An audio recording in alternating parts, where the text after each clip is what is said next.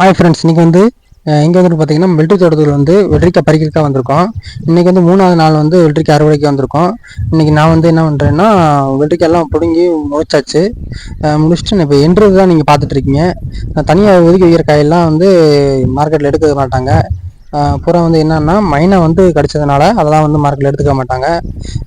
அதை நான் எண்ணிக்கிட்டு இருக்கேன். எண்ணிட்டு கடைசியாக எவ்வளோ இருக்குன்ட்டு பார்க்கலாம். பிஞ்சு காயை மட்டும் தனியாகவே அந்த கூடையில் போட்டு நம்ம கட்டிடலாம்.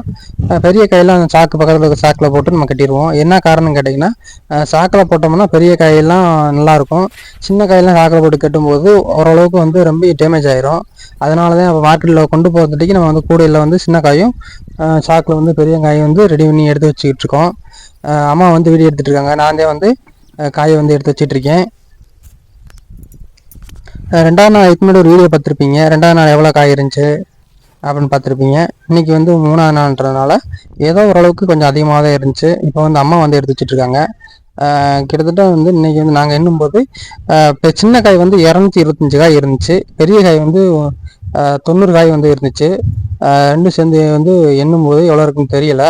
அவங்க மார்க்கெட்டில் கொண்டு போய் கேட்கும்போது எவ்வளோ வருதுன்னு சொல்லி நம்ம பார்த்துட்டு நம்ம கடைசியாக எவ்வளோ இருக்குன்னு சொல்லி போடுறேன். ஏன் மார்க்கெட்டில் போய் கேட்கலான்னு சொல்கிறேன்னா, அவங்களும் ஒரு சில காய் கழிச்சிருவாங்க. இது சரியில்லை, இது இப்படி இருக்குது அப்படின்னு சொல்லிட்டு கழிச்சிருவாங்க. அதனால தான் நான் மார்க்கெட்டில் போயிட்டு கேட்டு சொல்கிறேன்னு சொல்லியிருந்தேன்.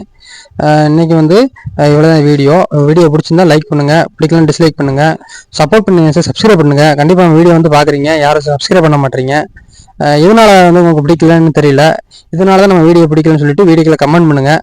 பிடிச்சிருந்தா இதனால் உங்கள் வீடியோ எனக்கு ரொம்ப பிடிச்சிருக்குன்னு சொல்லிட்டு வீடியோக்களை கமெண்ட் பண்ணுங்கள். Thank you friends.